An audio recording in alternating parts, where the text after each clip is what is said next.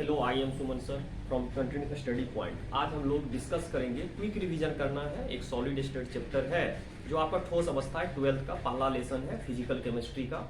तो उसी में हम लोग देखने वाले हैं, उसका क्विक रिवीजन करेंगे, डिफरेंट व्यू से सोचेंगे और सिंपल वे में उसको कलेक्ट करने का कोशिश करेंगे। जो भी इंपॉर्टेंट पॉइंट होगा उसी को हम लोग कलेक्ट करेंगे, तो उसी को बस देखना है। क्योंकि ऑटोमेटिक सा बात है कि छोटा छोटा टर्म जो होता है ना, उसको ज़्यादा इंपॉर्टेंस होता है कि उसको आप लोग दिमाग में रखिए। ऑटोमेटिक थ्योरी आपका क्लियर हो जाएगा। वही छोटा छोटा टर्म यदि आपको क्लियर नहीं है, अगर आपको मेमोराइज नहीं है, तो ऑटोमेटिक है पूरा थ्योरी को समझने में दिक्कत हो सकता है। तो उसी को हम लोग चलते हैं, धीरे धीरे कोशिश करते हैं उसको समझने का। सॉलिड स्टेट चैप्टर है, ठोस अवस्था है, हिंदी मीडियम में हम लोग डिस्कस करेंगे। अब जैसे ही हम लोग यहां से पहला पॉइंट हो जाता है, किसी भी चीज को अगर देख रहे हैं तो पहला टॉपिक इसका होगा ठोस अवस्था है। तो कोई भी चीज ठोस कब हो सकता है, तो सबसे इंपॉर्टेंट हो गया ठोस है, जिसको हम लोग क्या बोलते हैं, सॉलिड बोलते हैं। तो पहला इंपॉर्टेंट हो गया, एक अवस्था होता है। ठोस एक क्या है, अवस्था है। किसी भी चीज का अवस्था तीन प्रकार के होते हैं। द्रव अवस्था जो भौतिक अवस्था होता है, द्रव होता है, गैस होता है और ठोस होता है। तो अगर कोई ठोस है, ठोस अवस्था है, तो ऑटोमेटिक सा बात है, ये भी एक प्रकार का अवस्था ही होगा जो भौतिक अवस्था में आता है। तो ठोस क्या है, एक प्रकार का अवस्था है। तो यहां से अवस्था है, किस प्रकार का है, फिजिकल स्टेट है। तो इसको हम लोग भौतिक अवस्था बोल सकते हैं। अवस्था है, ठोस एक प्रकार का अवस्था होता है जिसको हम लोग भौतिक अवस्था के नाम से जानते हैं। तो इसमें होता क्या है, अगर आप देखिएगा तो ठोस अगर कोई है तो इसका दो चीज निश्चित होगा। आकार, एक तो हो गया आपका क्या होना चाहिए, आकार, जिसको हम लोग शेप के नाम से जानते हैं। एक आकार हो गया, और दूसरा हो जाता है इसका आयतन। बहुत ही इंपॉर्टेंट हो जाता है दो चीज इसका जानना, एक आकार होगा और एक आयतन होगा। वॉल्यूम, इसको हम लोग किसके नाम से जानते हैं, वॉल्यूम के नाम से जानते हैं। तो अगर कोई ठोस है, ठोस एक अवस्था होता है, किस प्रकार का अवस्था होता है, तो इसको हम आसानी से बोल सकते हैं एक भौतिक अवस्था है, फिजिकल स्टेट है। और उसी में हम लोग देखने वाले हैं कि अगर कोई ठोस है तो किस प्रकार हो सकता है। ठोस वही हो सकता है, ठोस उसको हम लोग बोलेंगे जिसका आकार और आयतन क्या होना चाहिए, निश्चित हो। तो हम लोग यहां पर लिख लेते हैं, यहां पर मेरा क्या हो जाएगा, आकार और आयतन जो होना चाहिए, क्या होना चाहिए, निश्चित हो, उसे हम लोग क्या बोलेंगे, ठोस बोलेंगे। ये तो हो गया ठोस। अब कोई ठोस अगर बना होगा तो उसका व्यवस्था हुआ होगा, उसमें अवयवी कण होता है। तो ये बना किसका होता है, तो सबसे इंपॉर्टेंट होता है अवयवी कणों का बना होता है। तो सबसे दूसरा क्वेश्चन आपसे पूछ सकता है कि बना किसका होता है, तो अवयवी कणों का बना होता है, अवयवी कणों का बना होता है। तो हम लोगों को दूसरा क्वेश्चन इंपॉर्टेंट हो जाता है कि अगर कोई पूछे ठोस किसका बना होता है, तो अवयवी कणों का बना होता है। तो ठोस जब भी बनेगा अवयवी कण का बनेगा। और अवयवी कण कौन कौन हो सकता है, तो यहां से देखते हैं। तो अवयवी कण आपका कौन कौन हो सकता है, एक हो सकता है अणु, दूसरा हो सकता है परमाणु, और तीसरा हो सकता है आपका आयन। यही तीन हो सकता है आपका अवयवी कण। इसी से ठोस का निर्माण होता है। जब इसको आप सजावट करिएगा, जब सजाइएगा, तो ठोस बन जाएगा। तो उसी व्यवस्था के आधार पे क्या करते हैं, जब आप लोगों को पता चल जाए ठोस क्या होता है, एक अवस्था है, ठोस का आयतन और आकार निश्चित होता है। बना किसका होता है, अणु का बन सकता है, परमाणु का बन सकता है, और आपका किसका बन सकता है, आयन का। अणु को हम लोग जानते हैं मॉलिक्यूल्स बोलते हैं, इसको तो हम लोग मॉलिक्यूल के नाम से जानते हैं, इसको हम लोग एटम के नाम से जानते हैं, और इसको हम लोग आयन के नाम से जानते हैं। तो ऑटोमेटिक सा बात है कि हम लोगों को जब पूछेगा कि ठोस बना किससे होता है, तो ठोस इसी चीज से बना होता है, अणु, परमाणु और आयन। अणु, परमाणु और आयन को क्या कहते हैं, तो आप लोग आसानी से बोल सकते हैं इसे अवयवी कण कहते हैं। तो अवयवी कण से मिलकर बना होता है। फिर इसके बाद आता है इसका प्रकार। ठोस का हम लोग जनरली दो प्रकार पढ़ेंगे, एक को बोलेंगे क्रिस्टलीय ठोस और एक को बोलेंगे अक्रिस्टलीय ठोस। देखते हैं उसको। तो यहां से इसका आता है प्रकार। प्रकार जब इसका देखिएगा, दो प्रकार का देखना है, एक को बोलेंगे क्रिस्टलीय और एक को बोलेंगे अक्रिस्टलीय ठोस। तो हम लोगों को जनरली जो पढ़ना है अक्रिस्टलीय नहीं पढ़ना है, पूरा का पूरा क्रिस्टलीय ही पढ़ना है। तो चलिए पहले थोड़ा सा देख लेते हैं मेन पॉइंट क्या हो सकता है। तो यहां से प्रकार आपसे पूछा जा सकता है कि ठोस कितने प्रकार के होते हैं व्यवस्था के आधार पे। तो पहला ठोस जो इसका आएगा ए नंबर में, यहां से आ जाएगा क्रिस्टलीय ठोस। तो एक ठोस होता है जिसको हम लोग किस नाम से जानते हैं, क्रिस्टलीय ठोस के नाम से जानते हैं। तो एक तो हो गया क्रिस्टलीय ठोस। अगर पूछे क्रिस्टलीय ठोस क्या होगा, जिसको दृक क्रम में व्यवस्था हो, दृक प्रास हो, दृक रेंज हो, क्योंकि अवयवी कण ही सजाइएगा तो इसमें जो व्यवस्था होता है दृक क्रम में होता है। तो पहला होता है कणों का जो व्यवस्था होगा, और कण कौन कौन हो सकता है, अवयवी कण हो सकता है। तो कणों का जो व्यवस्था होगा इसमें किस क्रम में होगा, तो इसमें होता है दीर्घ क्रम। तो अगर दीर्घ क्रम में हो, लॉन्ग रेंज में हो, तो ऑटोमेटिक सा बात बोलेंगे, उसको बोलेंगे हम लोग क्रिस्टलीय ठोस बोलेंगे। बड़ा ही इंपॉर्टेंट पॉइंट होता है, इसका जो सजावट होता है, इसका जो संरचना होता है, जितना मर्जी हो उतना बड़ा कर सकते हैं। ठीक है, इसको हम लोग किस नाम से जानेंगे, क्रिस्टलीय ठोस के नाम से जानेंगे। तो क्रिस्टलीय ठोस अगर पूछे तो कणों का जो व्यवस्था होगा वो दीर्घ क्रम में होगा। इसको सत्य ठोस भी कहते हैं, डिफरेंट वे से हम लोग सोचेंगे। अब बात आया इसका दूसरा इंपॉर्टेंट पॉइंट होता है कि अगर आपको इसका कोई भी चीज पूछेगा, इसको सत्य ठोस कहते हैं, और डिफरेंट वे में हम लोग जाएंगे। अभी हम लोग बस मेन पॉइंट हमको याद रखना है, क्विक रिवीजन है तो ऑटोमेटिक मेन पॉइंट याद रखेंगे। इसका उदाहरण हमको थोड़ा बहुत याद रख सकते हैं। अगर इसका उदाहरण पूछे तो यहां से अगर उदाहरण आपसे पूछ दे, इसका उदाहरण क्या हो सकता है, तो इसका उदाहरण हो सकता है बर्फ, दूसरा हो सकता है नमक, बहुत सारा है, नमक है। इसके बाद आप लोग इसका ले सकते हैं, नमक के बाद आप ले सकते हैं ग्रेफाइट है। तो बहुत सारा इसमें हम लोग ले सकते हैं, ग्रेफाइट है, और एक आपका डायमंड है। बहुत सारा हो सकता है, डायमंड है, ग्रेफाइट है, बर्फ है, नमक है। ये जितने भी होते हैं सब किस प्रकार के ठोस होते हैं, क्रिस्टलीय ठोस होते हैं। एक तो हो गया क्रिस्टलीय ठोस क्या क्या हो सकते हैं। इसके बाद हम लोग चलते हैं कि क्रिस्टलीय ठोस के बहुत सारे प्रकार होते हैं, इसके भी प्रकार होते हैं, इसको भी देखते हैं, फिर क्रिस्टलीय ठोस में चलेंगे। तो इसका जो प्रकार होता है, अगर आपसे पूछ दे कि क्रिस्टलीय ठोस कितने प्रकार के होते हैं, तो खुद इसका भी प्रकार होता है। ठोस का प्रकार देख रहे हैं, क्रिस्टलीय ठोस, इसका भी प्रकार होगा, और इसका प्रकार जो होगा बहुत सारा नहीं होता है, 4 ही प्रकार के होते हैं। अगर क्रिस्टलीय ठोस पूछे क्या होता है, तो दीर्घ क्रम का जो व्यवस्था होगा उसे हम लोग क्रिस्टलीय ठोस के नाम से जानिएगा। इसके बाद उसका उदाहरण आप लोग देख सकते हैं, बर्फ है, नमक है, ग्रेफाइट है और डायमंड है। उसी प्रकार इसका प्रकार आप देखते हैं। तो प्रकार जब देखिएगा तो इसको आसानी से समझने का कोशिश करते हैं कितने प्रकार के होते हैं। तो एक होता है धात्विक ठोस, एक जो होता है आपका कौन सा ठोस होता है, धात्विक ठोस। दूसरा होता है आणविक ठोस। तो यहां हो जाता है, एक होता है आणविक ठोस। तीसरा होता है सहसंयोजक ठोस, यहां हो जाता है, एक हो जाता है सहसंयोजक ठोस, और चौथा हो जाता है आपका आयनिक ठोस। तो यहां पर आ गया आयनिक ठोस। तो आपको उदाहरण पूछा जा सकता है कि उदाहरण के बाद आपसे पूछेगा कि ठोस कितने प्रकार के होते हैं। तो ठोस 2 प्रकार के होते हैं, क्रिस्टलीय देख रहे हैं, इसके बाद अक्रिस्टलीय देखेंगे। फिर क्रिस्टलीय के कितने प्रकार हो सकते हैं, 4 प्रकार होते हैं, धात्विक ठोस, आणविक ठोस, सहसंयोजक ठोस और आयनिक ठोस होते हैं। चलिए दूसरा प्रकार इसका देखते हैं, बी। तो हम लोगों से अगला पूछा जा सकता है, इसका जो होगा एक ठोस और होता है अक्रिस्टलीय ठोस। तो अगला ठोस जो आएगा आपका कौन सा ठोस आ जाएगा, अक्रिस्टलीय ठोस। तो होता क्या है अक्रिस्टलीय ठोस अगर पूछे तो लघु क्रम होता है, दीर्घ क्रम होता नहीं है। तो कणों का जो भी क्रम होगा, तो यहां से हमको कणों का जो होगा लघु क्रम होगा। मतलब इसका आप सजावट अगर करना चाहिएगा ज्यादा देर तक नहीं कर पाइएगा, क्योंकि इसका क्रम जो होता है सही ढंग से होता नहीं है। जहां तहां आपका कल मिलेगा तो ऑब्वियसली बात है कि जब आप जहां तहां किसी भी चीज को रखिएगा तो आपका व्यवस्था प्रॉपर नहीं हो पाएगा। अगर प्रॉपर नहीं हुआ तो सही ढंग का ठोस नहीं बनेगा। लेकिन इसमें आप जो रख पा रहे हैं सही ढंग से क्रमबद्ध रख रहे हैं, तो जब किसी चीज को क्रमबद्ध रखिएगा तो ज्यादा से ज्यादा कण आएंगे और उसका आकार एक अच्छा से अच्छा हो पाएगा।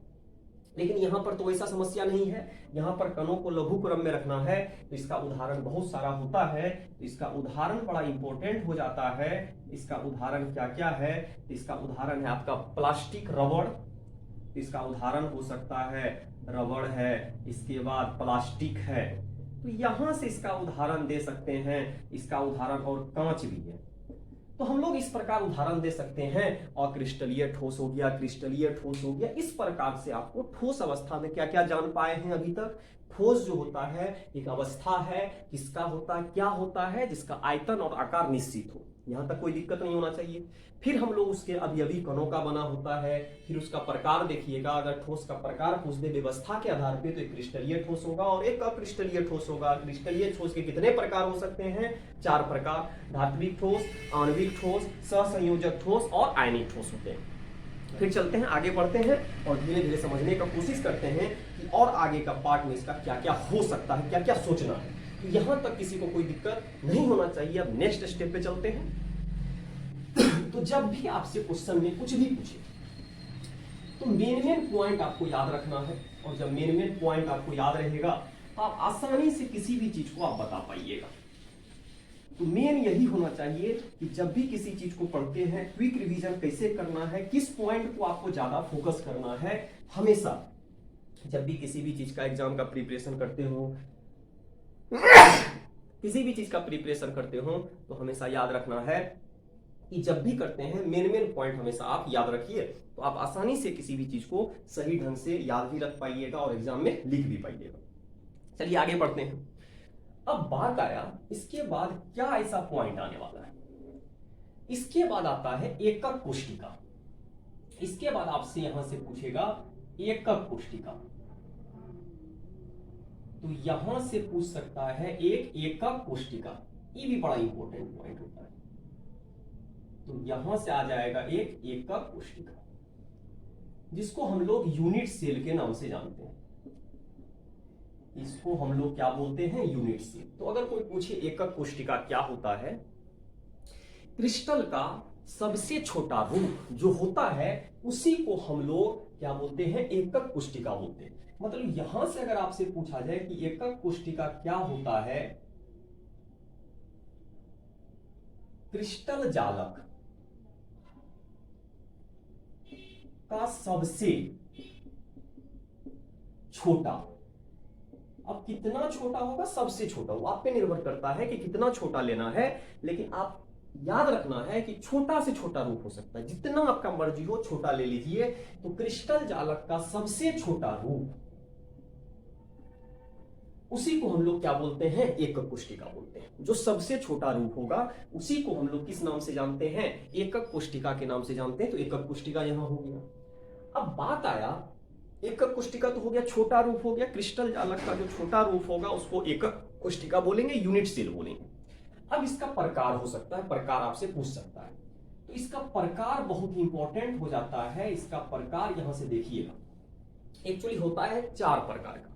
तो 4 प्रकार का कैसे होगा उसको देखेंगे, फिर हम लोग उसका नाम ताम जो भी होगा उसके बारे में सोचेंगे। तो पहला प्रकार जो इसका आता है, इसका पहला प्रकार आता है सरल, या इसको बोल सकते हैं आद्य।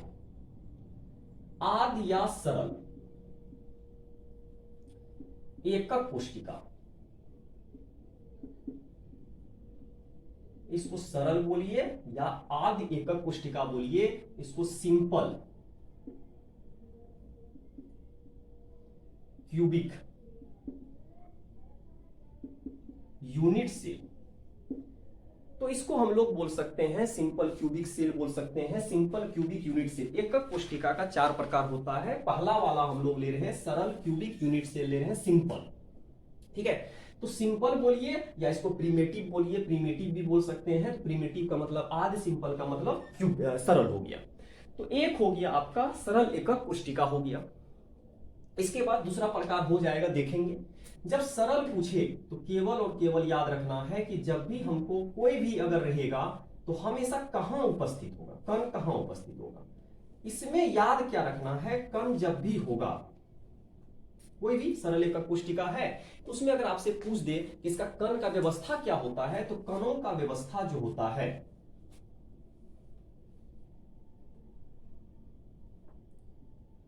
कणों का जो व्यवस्था होगा कहां हो सकता है, तो ऑटोमेटिक सा बात है, अगर कणों का व्यवस्था है तो कुछ ना कुछ तो होगा। तो छोटा सा रूप जो आप काट के लाए हैं, तो कणों का व्यवस्था, तो कण का व्यवस्था जो होता है यहां से अवयवी कण कोनों पर होता है। अवयवी कण कहां पर होगा, केवल और केवल कोनों पर होगा। उस तरह का कोई भी अगर एकक कोष्टिका है तो उसका नाम हो जाएगा सरल एकक कोष्टिका। मतलब कोनों पर होना चाहिए, कोनों के अलावा कहीं नहीं होना चाहिए। फलक होता है, जहां भी जो चीज होता है केवल और केवल कोनों पर हो, उसको हम लोग बोलेंगे सरल एकक कोष्टिका बोलेंगे। तो यहां से हो गया सरल एकक कोष्टिका। किसे बोल सकते हैं, तो सरल एकक कोष्टिका उसे बोलेंगे जिसमें अवयवी कण केवल और केवल कोनों पर उपस्थित हो, इसके अलावा कहीं भी नहीं हो, उसके सरल बोलेंगे। फिर इसके बारे में पढ़ेंगे। अब बात आया इसका सरल एकक कोष्टिका है, इसके बारे में हम लोग को पढ़ना है। तो अवयवी कण हो गया, अवयवी कण कहां है, तो यहां से आपको पूछ सकता है अवयवी कणों की संख्या। तो यहां से क्वेश्चन पूछ सकता है अवयवी कणों की संख्या। तो अवयवी कणों की संख्या अगर आप निकालिएगा, इसको n से सूचित करेंगे अवयवी कणों की संख्या। तो हमेशा अगर कोई चीज कोना पे होता है तो उसका होता कितना का साझेदारी होता है, यहां होता 1/8वां भाग। मतलब यहां जो भी परमाणु होगा आपका कितना भाग हो पाएगा, 1/8वां भाग होगा। मतलब 1/8 ही टुकड़ा आपको आएगा, पूरा का पूरा टुकड़ा वहां नहीं आएगा, क्योंकि कहीं से ना कहीं से आप इसको कट के ला रहे हो, काट के ला रहे हो। छोटा सा छोटा रूप है, जब उसको खींचिएगा तो पूरा टुकड़ा आपको नहीं मिलेगा, केवल 1/8वां भाग मिलेगा। इसीलिए यहां पर टोटल पूरा का पूरा कोना कितना है, तो पूरा कोना आपका 8 हो गया। इसका कितना हिस्सा है, 1/8वां भाग, तो n का मान 1 आ गया। पहला क्वेश्चन यहां से पूछ सकता है इसमें। फिर इसका अगर संकुलन क्षमता पूछे, इसका दूसरा पूछ सकता है आपसे संकुलन क्षमता। तो संकुलन क्षमता कितना होता है, 52.4%। 52.4% होता है इसका संकुलन क्षमता। ये भी आपको याद रखना पड़ेगा कि संकुलन क्षमता कितना होता है, 52.4%। तो आपको पूछ सकता है दूसरा क्वेश्चन, रिक्त स्थान भी आपसे पूछा जा सकता है। तो यहां से आपसे पूछा जा सकता है रिक्त स्थान। तो रिक्त स्थान क्या करना है, 100% में घटा दीजिएगा 52.4%, तो जो भी आएगा वही आपका रिक्त स्थान हो जाएगा। मतलब संकुलन क्षमता आपको बताता है कि कोई भी क्रिस्टल जो काट के लाए हैं, एकक कोष्टिका जो लाए हैं, कितना भरा हुआ है, वो बताएगा संकुलन क्षमता। कितना खाली है बताएगा रिक्त स्थान। और अवयवी कण तो आप जान गए कि कोना पर है, कोना का 8 हिस्सा होता है, तो केवल इसके पास कितना आएगा, 1 आएगा। तो यहां तक में कोई दिक्कत नहीं है। अब थोड़ा सा आगे बढ़ते हैं। ये तो हो गया। इसका समन्वय संख्या भी आपसे पूछ सकता है। तो दूसरा इंपॉर्टेंट यहां से पूछ सकता है समन्वय संख्या। तो समन्वय संख्या को हम लोग शॉर्ट में CN लिखेंगे, कोऑर्डिनेशन नंबर। कोऑर्डिनेशन नंबर जो कोई भी कोना पे हो तो इसका कितना जो संपर्क किया होगा, तो संपर्क जो इसका होता है 6 से होता है।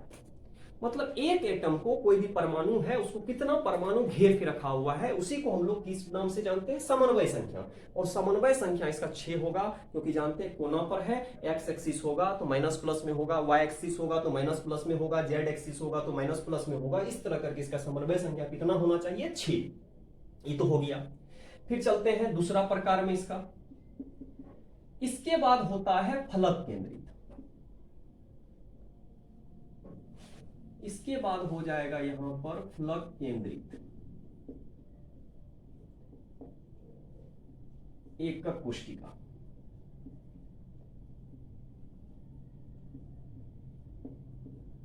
फलक केंद्रित एकक कोष्टिका जो हुआ, इसको तो BCC बोलेंगे, बॉडी सेंटर्ड। इसका नाम होता है body centred cubic unit cell. इसको शॉर्ट में हम लोग बोलेंगे बीसीसी। बीसीसी नहीं, फेस सेंटर्ड। बॉडी सेंटर नहीं होगा, यहां पर हो जाएगा फेस सेंटर। फलक है, फलक को बोलते हैं फेस बोलते हैं, तो यहां हो जाएगा आपका एफसीसी। तो दूसरा प्रकार इसका हो गया फलक केंद्रित एकक कोशिका। क्या हो सकता है, तो यहां पर आ गया फलक केंद्रित एकक कोशिका। इसके बारे में देखते हैं और समझने का कोशिश करते हैं क्या हो सकता है फलक केंद्रित एकक कोशिका। अब देखिए ध्यान से, फलक केंद्रित एकक कोशिका है, इसके बारे में जानते हैं क्या क्या हो सकता है। कि कोई भी अगर एकक कोशिका हो, कोई भी यदि एकक कोशिका होगा, तो हम लोग जानते हैं इसमें केवल कहां था, कोनों पर था। इसमें कोनों पर भी होना चाहिए,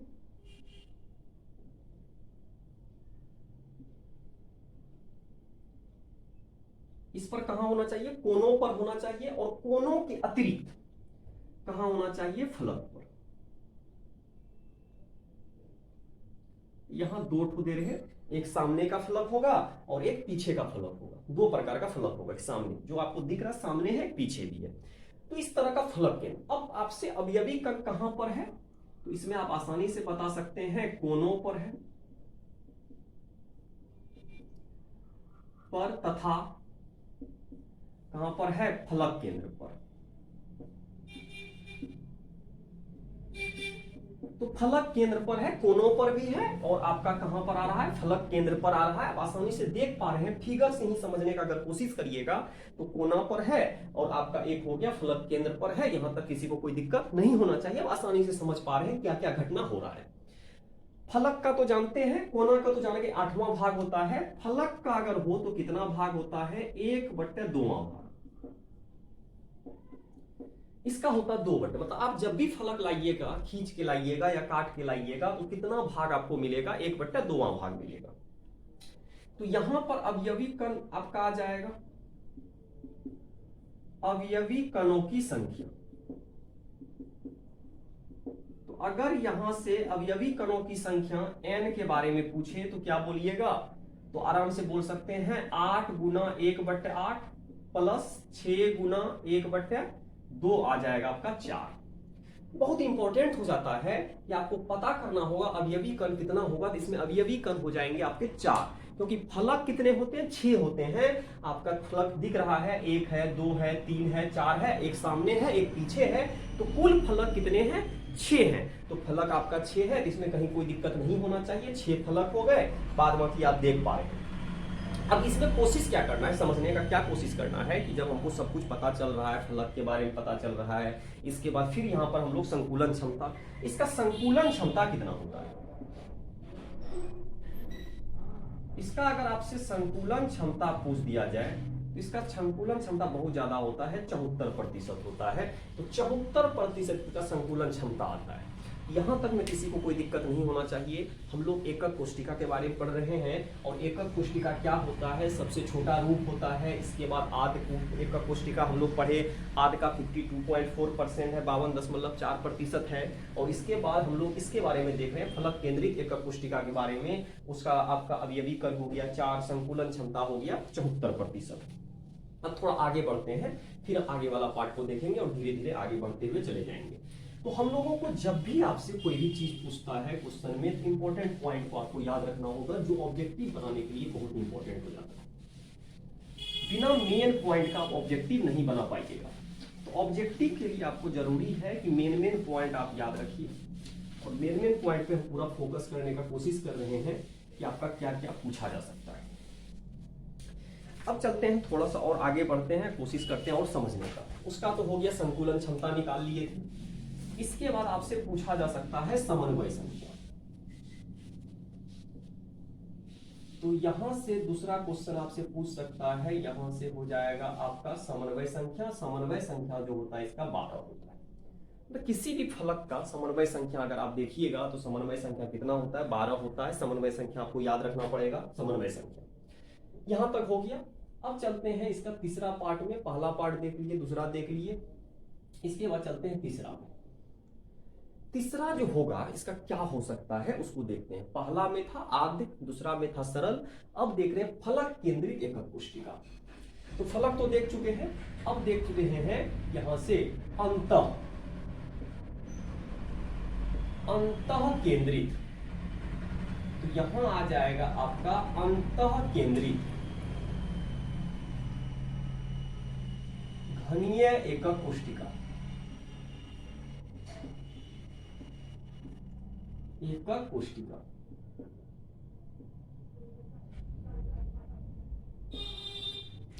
इसको बोलते हैं शॉर्ट में बीसीसी, बॉडी सेंटर्ड। इसको क्या बोलिएगा, body centred cubic unit cell. तो इसको बोलना है body centred cubic unit cell, बोलते हैं बीसीसी, अंतः केंद्रित एकक कोशिका। अंतः का मतलब है कोना पर तो होगा, उसके अलावा बीच में कहीं पर होना चाहिए। तो यहां पर इसका हम लोग फिगर के थ्रू समझने का कोशिश करते हैं। तो जब भी आपसे पूछा जाए, कोई भी क्वेश्चन अगर पूछा जाए, आसानी से आप इसको याद रख सकते हैं, क्या क्या हो सकता है, क्या नहीं हो सकता है। डिफरेंट डिफरेंट वे में सोचेंगे तो आप आसानी से इसके बारे में पता कर सकते हैं, बता सकते हैं किसी को। क्या होता है, कोना पर तो होगा, हर एक जगह आपको कोना पर मिलेगा। बिना कोना का तो कोई चीज बनेगा नहीं, तो कोना पर होना बड़ा जरूरी है। कोनों पर हो गया, इसके बाद कहां होना चाहिए, एक केंद्र पर, यहां पर हो गया। तो केंद्र का है, कोनों पर है, तो यहां पर बोल सकते हैं कोनों पर होना चाहिए, तथा केंद्र पर। तो दो ही जगह होगा, कोनों पर होगा और केंद्र पर होगा। अगर कोई भी अभी अभी कण हो तो केंद्र पर हो, कोनों पर हो, उसका नाम दे देंगे बीसीसी। ठीक है, तो बीसीसी हो गया। तो यहां पर आपसे पूछ सकता है अवयवी कणों की संख्या। तो अगर यहां से पूछ दे अवयवी कणों की संख्या क्या होगा n के बारे में, तो बोलिएगा कोना 8 है, उसका कितना हिस्सा, 8 हिस्सा, केंद्र का तो कोई हिस्सा लगेगा नहीं, तो यहां पर n का मान हो गया आपका 2। ये सब आपको याद रखना होगा। ऑब्जेक्टिव में डायरेक्ट आपसे क्वेश्चन पूछा जा सकता है कि बीसीसी में अवयवी कणों का संख्या कितना हो सकता है, तो अवयवी कणों का संख्या हमेशा 2 होगा। एफसीसी में कितना होगा, तो 4 होगा। और आपका एससीसी में कितना होगा, सिंपल वाले में कितना होगा, तो उसमें बता सकते हैं आराम से। तो वहीं पर पता चल गया कि 1 था। तो अब इसके बाद इसका संकुलन क्षमता आपसे पूछा जा सकता है। तो अगर आपसे संकुलन क्षमता पूछ दिया जाए तो इसका संकुलन क्षमता होता है 68%। इसका संकुलन क्षमता 68%। अगर रिक्त स्थान पूछे फिर घटा दीजिएगा, 100% में घटा दीजिएगा तो आपका रिक्त स्थान आ जाएगा। फिर इसका समन्वय संख्या कितना होगा, और आपसे पूछा जा सकता है इसका समन्वय संख्या। तो समन्वय संख्या अगर पूछ दिया जाए तो समन्वय संख्या इसका होता है 8। तो इसका समन्वय संख्या कितना होता है, 8 होता है, बाद बाकी 68% होता है। इस तरह करके आप लोग आसानी से बता सकते हैं कि अंतः केंद्रित का क्या होगा, उसका क्या होगा। डिफरेंट डिफरेंट वे में आप लोग सोच सकते हैं। इसको बोलते हैं अंतः केंद्रित घनीय एकक कोशिका। एक और होता है, उसको भी देख ही लेते हैं। एक और होता है आपका, इसमें क्या होगा,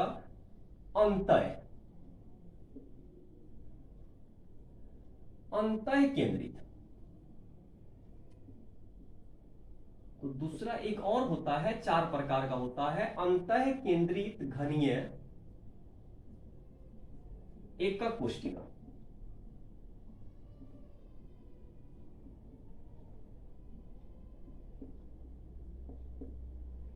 इसको बोलते हैं end centred.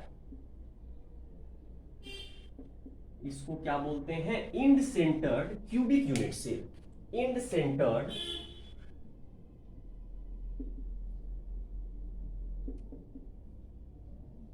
Cubic unit cell. घनीय लगा रहे, घनीय नहीं भी लगाइए, कोई दिक्कत नहीं है। एकक कोशिका बहुत प्रकार का हो सकता है, कोई जरूरी नहीं घनीय ही होगा। तो अंतः केंद्रित, तो इसको बोलेंगे ईसीसी। तो यहां पर हो जाएगा, शॉर्ट में इसको लिख सकते हैं ईसीसी। तो 4 प्रकार का होता है, एससीसी, एफसीसी, बीसीसी और ईसीसी होता है। ईसीसी भी एक प्रकार का हो गया। इसमें क्या होता है, यहां पर कोनों पर तथा किसी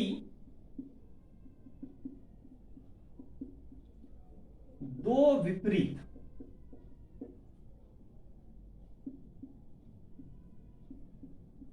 किसी दो विपरीत फलक पर। बड़ा इंपॉर्टेंट हो जाता है कि अगर अंतः केंद्रित कोई है तो कोना पर तो होना चाहिए, बिना कोना का तो काम नहीं चलेगा, कोनों पर होना चाहिए, लेकिन कोनों के अतिरिक्त आपको कहां होना चाहिए, किसी दो विपरीत फलक पर हो, तो उसी को हम लोग क्या बोलेंगे, उसको हम लोग बोलेंगे ईसीसी। जैसे देखिएगा यहां, तो हम लोग इसको आसानी से देख पाएंगे, इसको आसानी से समझ पाएंगे। यहां से हमको पता चल रहा है एक ईसीसी है, तो कोना पर तो सबका होता है, कोना पर तो कोई दिक्कत नहीं होना चाहिए, कोनों पर तो प्रत्येक में कोना होगा, तो कोनों पर होना जरूरी है, तो कोनों पर होगा। दूसरा, किसी दो विपरीत फलक, यहां हो सकता है आगे पीछे कुछ भी लीजिए, दो विपरीत फलक, कहीं भी ले लीजिए दो विपरीत फलक। इसमें कोई ज्यादा आपसे क्वेश्चन नहीं पीछे पूछेगा, बस कणों का संख्या याद रखना है। इसमें आपसे पूछ सकता है कणों की संख्या n, तो क्या होगा 8 इंटू 1/8 प्लस कितना है फलक 2, कितना हिस्सा 2, तो यहां आ जाएगा आपका 2। तो इसमें भी अवयवी कणों का जो संख्या होगा आपका 2 होगा। तो 4 प्रकार के कोष्टिका होते हैं, एकक कोष्टिका होते हैं, एक होते हैं सरल या आध एकक कोष्टिका, एक होता है प्लग एकक कोष्टिका, एक होता है अंतः केंद्रित एकक कोष्टिका, एक होता है अंतः केंद्रित एकक कोष्टिका। कोना पर हो तो आध बोलेंगे, फलक पर हो और कोना पर हो तो उसको फलक केंद्रित बोलेंगे, एक केंद्र पर हो या तो पिंड केंद्रित भी उसको बोल सकते हैं, तो केंद्र पर हो और बाद बाकी कोना पर हो तो उसको बोलेंगे पिंड केंद्रित बोलिए, या जो भी बोलना है, या तो उसको बोलिए अंतः केंद्रित। एक होता अंतः केंद्रित, किसी दो विपरीत फलक पर हो और कोना पर हो। इस तरह करके हम लोग यहां तक सीख पाए एकक कोष्टिका क्या होता है, ठोस क्या होता है, क्रिस्टलीय और क्रिस्टलीय के बारे में हम लोग सीख पाए। चलिए आगे बढ़ते हैं।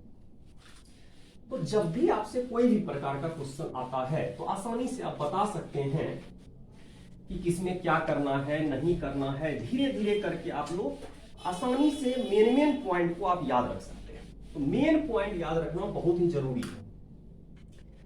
अब चलते हैं, थोड़ा सा आगे बढ़ते हैं, कोशिश करते हैं और समझने का कि इसमें और क्या किया जा सकता है।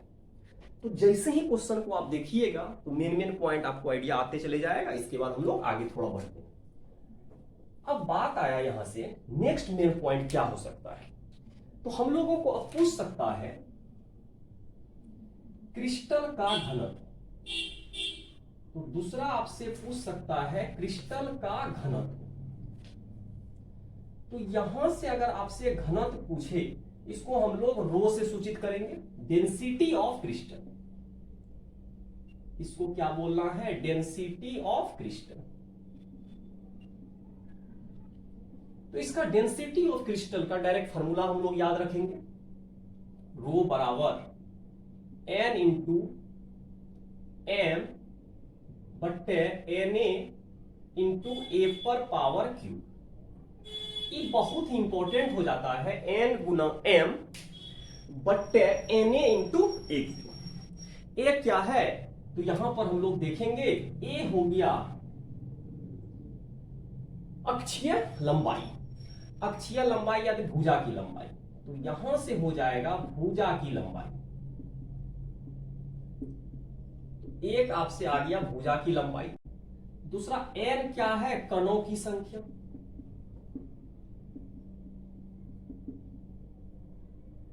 तो कणों की संख्या आपको याद रखना पड़ेगा। अगर FCC है तो n का वैल्यू 4 आया था, अगर SCC है तो n का वैल्यू 1 आया था, अगर BCC है तो n का वैल्यू कितना आया था आपका, 2 आया था। ये तो आपको याद रखना पड़ेगा कि कणों का संख्या जो भी है n का वैल्यू आपको याद रखना होगा, वही वहां पर रखिएगा, तब आपका रो आ जाएगा। रो को बोलेंगे क्रिस्टल का घनत्व। m आ गया मोलर द्रव्यमान, m आ गया आपका कौन सा द्रव्यमान, मोलर द्रव्यमान। ये तो आप आसानी से याद रख सकते हैं, मोलर द्रव्यमान जो भी आएगा उसको निकाल लेंगे। इसके बाद Na एवोगाड्रो संख्या, इसका मान भी याद रखना 6.022 इंटू 10 पर पावर आपका आ जाएगा 23।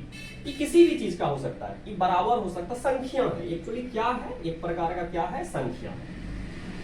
तो इस संख्या को बताएगा, इस संख्या हो सकता है किसी भी चीज का हो सकता है, अणु का हो सकता है, परमाणु का हो सकता है, आयन का हो सकता है। इसमें आपको कोई लफड़ा नहीं है। क्रिस्टल का अगर घनत्व पूछे तो आप आसानी से बता सकते हैं n क्या है, Na क्या, A क्या है, रो तो आप जानते हैं घनत्व। एक तो यहां से क्वेश्चन आ सकता है। दूसरा इंपॉर्टेंट क्वेश्चन आ सकता है आपसे संबंध। ए और आर में संबंध। एक ऑब्जेक्टिव तो आपको यहां भी पूछा जा सकता है, relation between A and R. बहुत इंपॉर्टेंट क्वेश्चन होता है कि आपसे बार बार ऑब्जेक्टिव यहां से पूछा जा सकता है कि ए और आर में संबंध क्या है, इसको आपको याद रखना होगा। ए तो जानते हैं भुजा की लंबाई, आर क्या है, त्रिज्या। आर हो गया आपका त्रिज्या। संबंध आपको याद रखना है, संबंध आपको तीन ही प्रकार का पूछेगा, एससीसी वाला, एफसीसी वाला और बीसीसी वाला। तो यहां से देखते हैं, आपका एक आ सकता है एससीसी, इसमें होता है ए बराबर होता है 2r। तो आपसे क्वेश्चन कैसा पूछेगा, कभी आर दे देगा, ए पूछेगा, ए दे दिया, आर पूछा, तो आराम से निकाल सकते हो। दूसरा इंपॉर्टेंट क्वेश्चन हो सकता है एफसीसी का। एफसीसी में होता है 4r बराबर √2।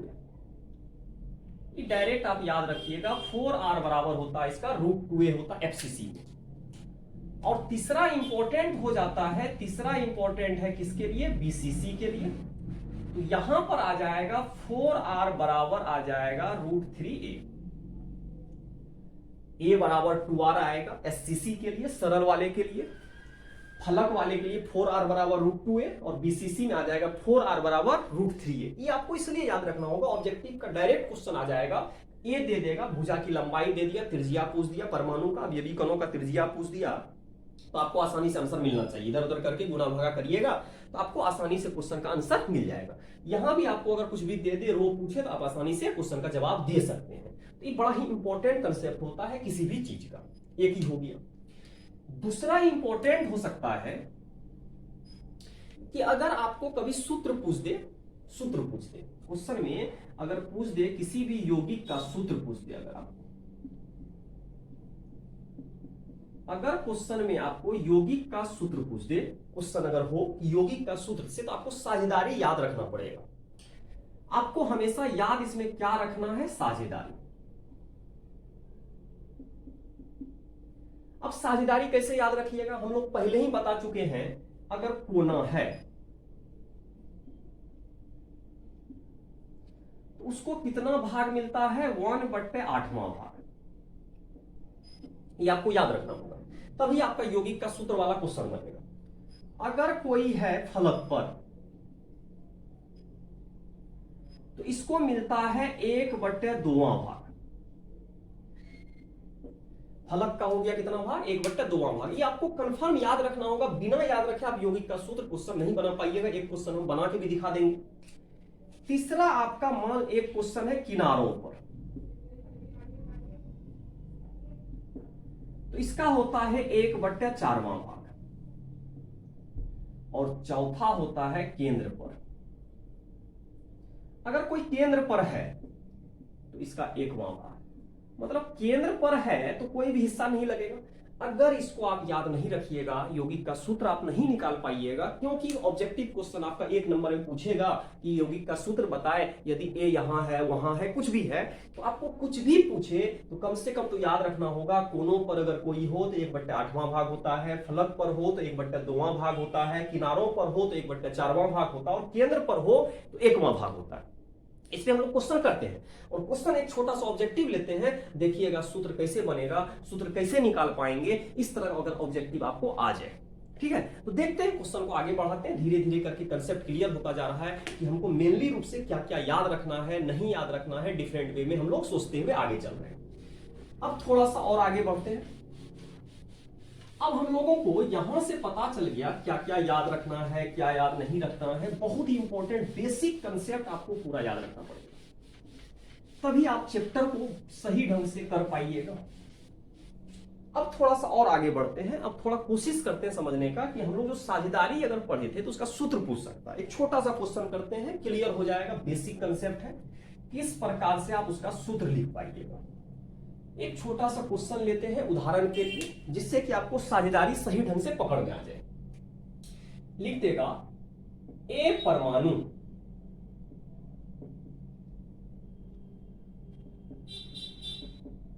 कोनों पर एवं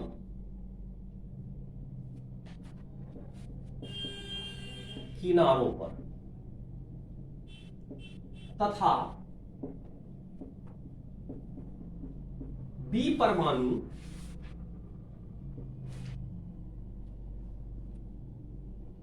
फलक के केंद्र पर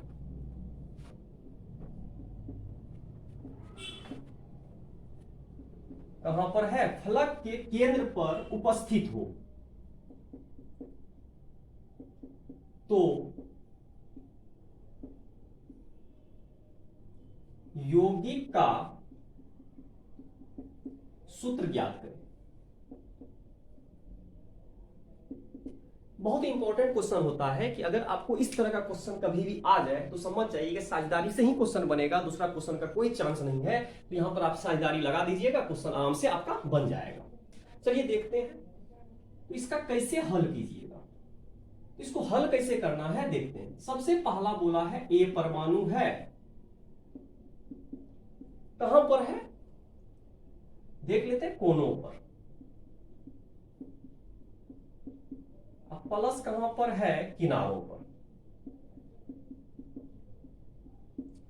एक कोनों पर है और दूसरा कहां पर है, किनारों पर है। देखते हैं कोना पर कितना हिस्सा, टोटल कोना 8 है, 8 का कितना हिस्सा, 8वां, प्लस किनारा है, किनारा होता है 12, 12 का कितना हिस्सा, 4, 1 प्लस 4 दिया 12, 3 यहां पर आ गया 4। दूसरा है आपका कहां पर, बी परमाणु।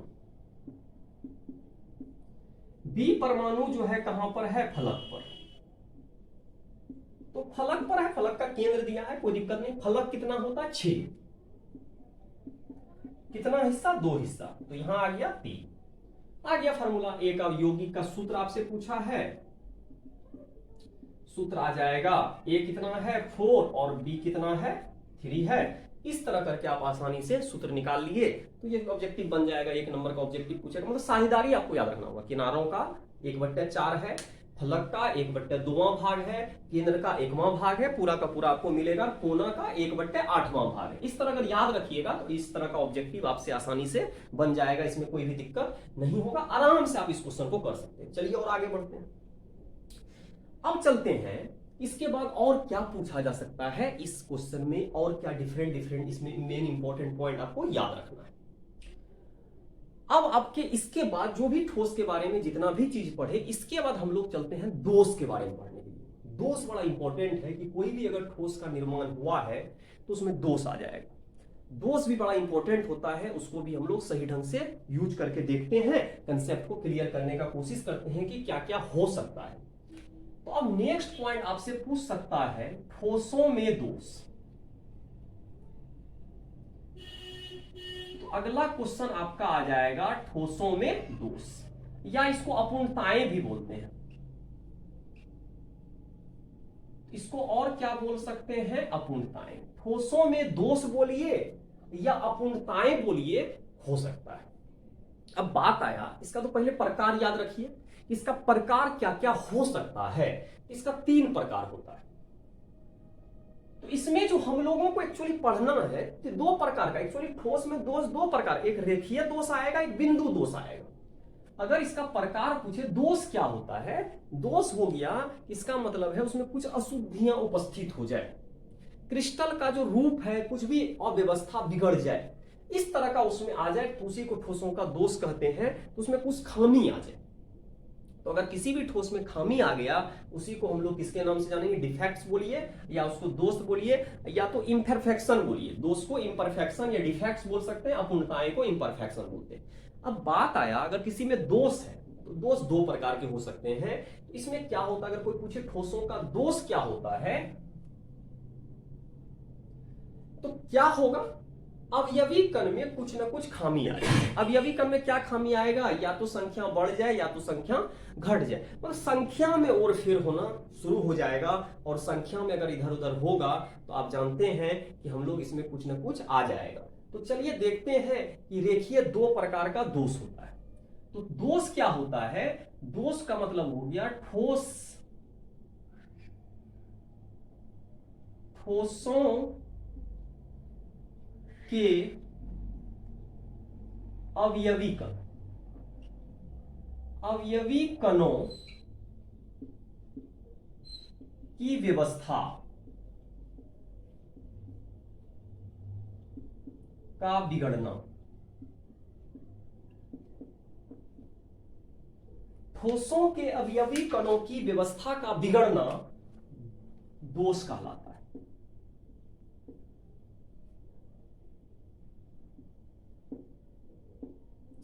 बड़ा इंपॉर्टेंट हो जाता है कि अगर आपसे पूछे दोष क्या होता है, बिगड़ गया।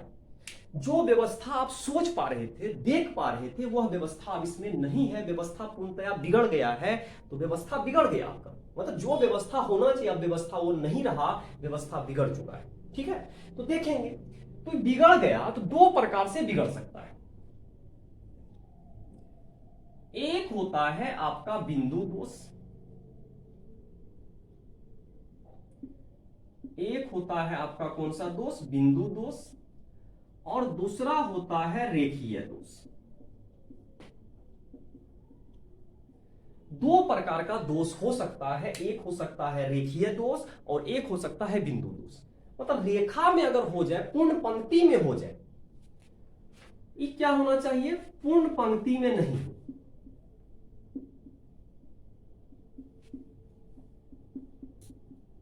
अगर कोई पूर्ण पंक्ति में नहीं है, नहीं हो, अगर कोई भी दोष पूर्ण पंक्ति में नहीं हो, उसे हम लोग बोलेंगे बिंदु दोष। अगर कोई पूर्ण पंक्ति में हो जाए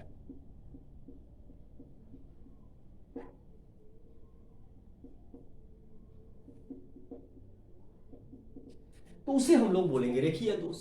तो एक बिंदु दोष हो गया और एक रेखीय दोष हो गया। हम लोग जब भी पढ़ेंगे बिंदु दोष के बारे में पढ़ेंगे, रेखीय दोष के बारे में नहीं पढ़ेंगे। केवल और केवल हमको पढ़ना है बिंदु दोष क्या होता है, पूर्ण पंक्ति में हो जाए, पूर्ण पंक्ति में हो जाए तो रेखीय दोष बोलेंगे। जो पूर्ण पंक्ति में नहीं हो, कहीं कहीं छूट जाए, बीच में रहे, बीच में जैसे एक लाइन है, एक पंक्ति है, उसमें से कहीं कहीं से गायब हो, तो उसको बोलेंगे बिंदु दोष। अब बात आया कि हम लोगों को पूछिएगा इसका प्रकार, इसका हम लोगों को क्वेश्चन में पूछ सकता है प्रकार। रेखीय दोष तो हमको पढ़ना ही नहीं है। तो एक होता है स्टोइकियोमेट्री,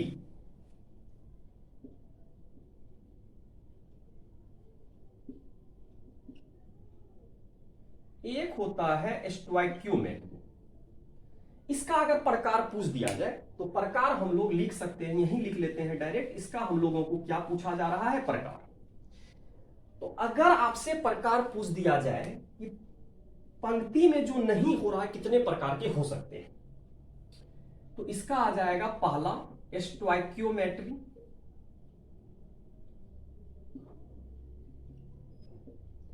तो इसका आ जाएगा आपको स्टोइकियोमेट्री।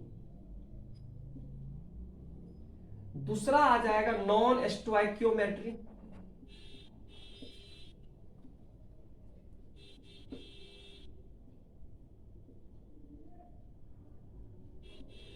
और तीसरा आ जाएगा अशुद्धता।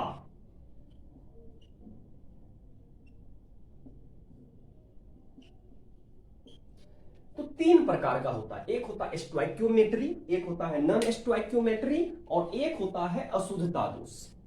मतलब लगभग तीन प्रकार के होते हैं। ठोस का दोष क्या हुआ, किसी व्यवस्था का बिगड़ना, दोष कहलाता है। दोष दो प्रकार के हो सकते हैं, बिंदु दोष और रेखीय दोष हो सकते हैं। फिर उसका बिंदु दोष के प्रकार में चलेंगे, तीन प्रकार के स्टोइकियोमेट्री, नॉन स्टोइकियोमेट्री और अशुद्धता दोष होते हैं। फिर इसको भी एक्सप्लेन करते हैं मेन मेन पॉइंट को देखते हुए, किसमें क्या हो सकता है, किसमें नहीं हो सकता है, देखेंगे इसको। तो अब हम लोग चलते हैं स्टोइकियोमेट्री क्या होता है, नॉन स्टोइकियोमेट्री क्या होता है और अशुद्धता दोष क्या होता है, देखते हैं मेन मेन पॉइंट इसका क्या हो सकता है। तो जब भी आपको कोई भी चीज अगर आप रिवीजन कर रहे हैं तो उसका मेन मेन पॉइंट ही आपको याद रखना जरूरी है। तो पूरा का पूरा कोई जरूरी नहीं कि पूरा याद रखिएगा तभी हो पाएगा। तो जो भी मेन पॉइंट आपका होगा आप उसको आसानी से याद रख पाइएगा। तो अब थोड़ा सा और आगे बढ़ते हैं, कोशिश करते हैं और समझने का कि अब स्टोइकियोमेट्री क्या होता है, नॉन स्टोइकियोमेट्री क्या होता है। तो जो भी दोष होगा सबसे इंपॉर्टेंट है, इसमें याद रखना है सभी दोषों में जितने भी प्रकार के आपके दोष आएंगे, सभी दोषों में, ठीक है, ठोस बोलिए या क्रिस्टल, उदासीन होना चाहिए।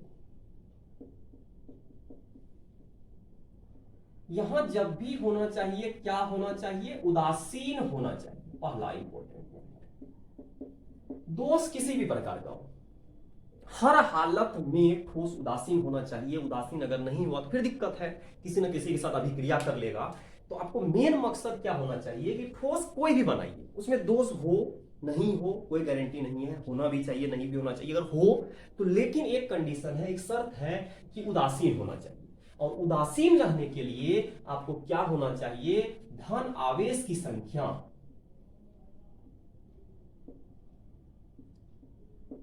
धन आवेश की संख्या, कणों की संख्या हम नहीं बोल रहे हैं, धन आवेश की संख्या बराबर होना चाहिए ऋण आवेश की संख्या।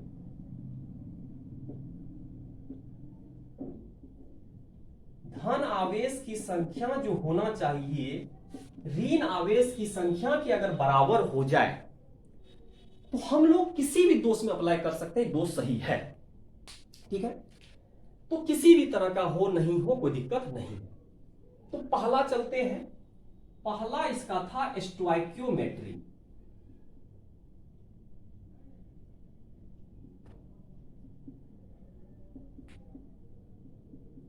तो एक प्रकार क्या है स्टोइकियोमेट्री।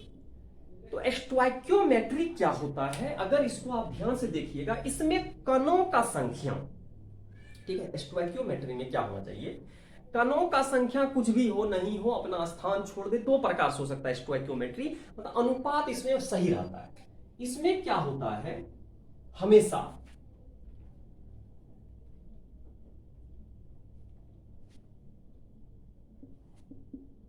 अवयवी कणों की संख्या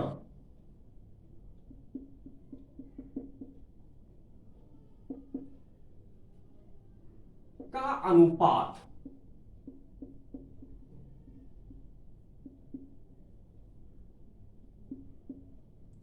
निश्चित होता है। अनुपात निश्चित होता है मतलब इसमें संख्या का पता करना है। अगर मान लीजिए कोई आपका ए बी है, आयनिक धनायन ऋणायन भी हो सकता है। अगर ए बराबर बी हो जाए, मतलब कोई परमाणु है, दो प्रकार का परमाणु है, ये हो सकता है ए बराबर बी हो जाए या ए प्लस बराबर हो जाए बी माइनस, दो हो सकता है। या तो ए बराबर बी हो जाए, ए बराबर बी का मतलब हो गया कि ए परमाणु है बी परमाणु है, जितना ए परमाणु हो उतना ही बी परमाणु हो, इस प्रकार का भी घटना हो।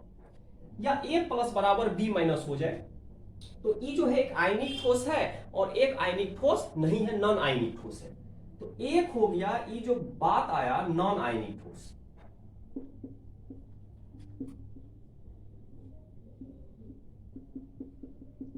और नीचे वाला क्या है, आयनिक ठोस। मतलब किसी भी ठोस हो, कोई भी प्रकार का ठोस, हमको कोई लेना देना नहीं है, लेकिन इसमें अनुपात बराबर होना चाहिए, संख्या बराबर होना चाहिए। उदासीन का तो अलग है, आवेश बराबर होना चाहिए, उसको अनुपात से कोई लेना देना नहीं है, कोई भी उदासीन बराबर हो सकता है। अब इसका मेन पार्ट जो है, मेन ही आपको देखना है। इसका ज्यादातर पूछता नहीं है क्वेश्चन, हमको जब भी क्वेश्चन पूछेगा आयनिक ठोस के लिए, तो इसका जो होता है दो प्रकार। इसका प्रकार अगर आपसे पूछ दे कि इसका प्रकार कौन कौन होता है, केवल और केवल आयनिक ठोस में पढ़ना है। तो यहां पर हमको देखना है, एक होता है फ्रैंकल,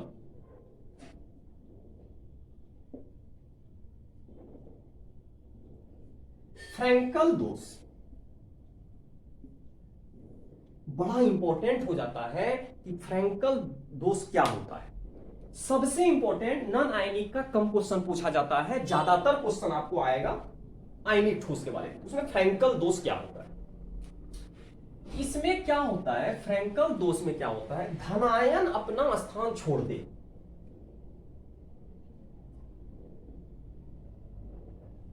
धनायन अपना स्थान छोड़कर, धनायन अपना स्थान क्या कर दिया है, छोड़कर कहां चला जाएगा, जहां खाली जगह होगा।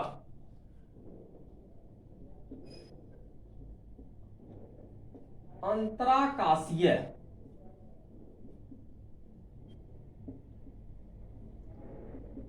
स्थान स्थान में चला जाता है।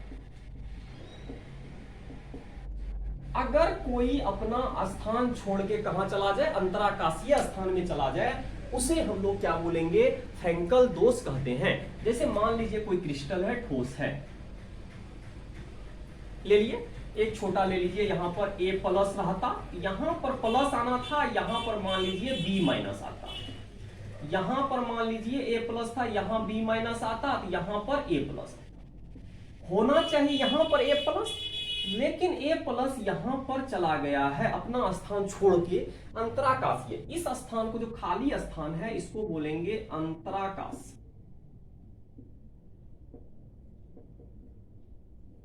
इसको बोलेंगे कौन सा स्थान, अंतराकाशीय। मतलब अंतराकाशीय स्थान में अगर चला जाए, इस तरह का दोष जो होगा, इसमें हमेशा क्या होना चाहिए, इस तरह का जो भी दोष होगा उसको कौन सा दोष बोलना है, फ्रैंकल दोष। तो फ्रैंकल दोष आसानी से बता पाएंगे कि फ्रैंकल दोष किसे कहते हैं।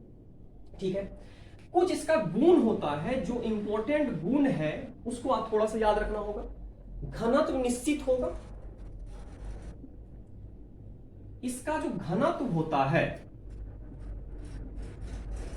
तो अगर कोई पूछे घनत्व क्या होगा, निश्चित होगा, क्योंकि बाहर निकला नहीं है, तो घनत्व में कोई अंतर आने वाला नहीं है, संख्या में कोई अंतर आने वाला नहीं है, क्योंकि खुद का घर में है, बस स्थान अपना परिवर्तन कर दिया है, तो अब इसलिए बात है घनत्व इसका क्या होगा, निश्चित होगा। तो घनत्व में तो कहीं कोई दिक्कत नहीं होना चाहिए, घनत्व इसका क्या है, निश्चित है। दूसरा इंपॉर्टेंट पॉइंट चलते हैं कि घनत्व निश्चित हो गया।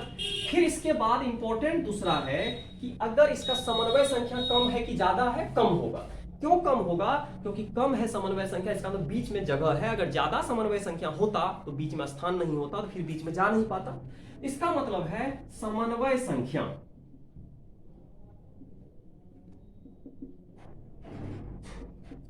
इसका कम होता है, पहला समन्वय संख्या इसका क्या है, कम है। दूसरा इंपॉर्टेंट है कि धनायन समन्वय संख्या तभी कम होगा जब धनायन और ऋणायन का आकार क्या होगा, कम बेसी हो जाए। तो इसमें क्या होता है, धनायन एवं ऋणायन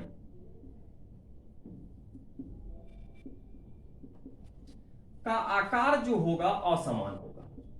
इसमें असमान होना चाहिए, और इसका उदाहरण थोड़ा बहुत याद रखिएगा। इसमें आ जाएगा AgI, AgCl, AgBr।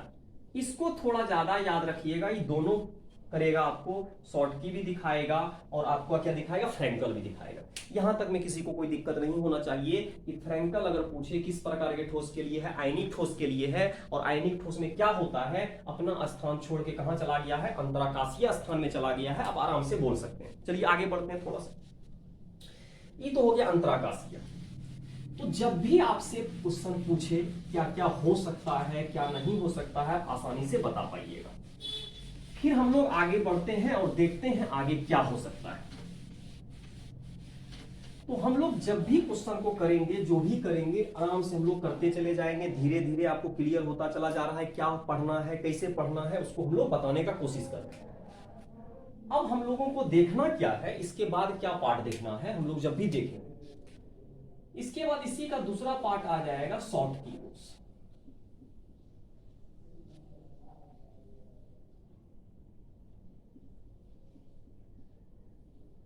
तो इसमें क्या आ जाएगा, शॉर्ट की दोष।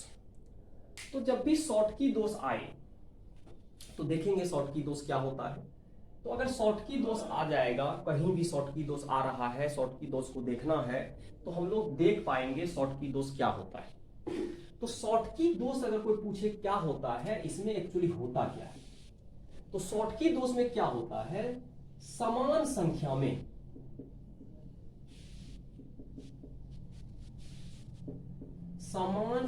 में धनायन शॉर्ट की दोष।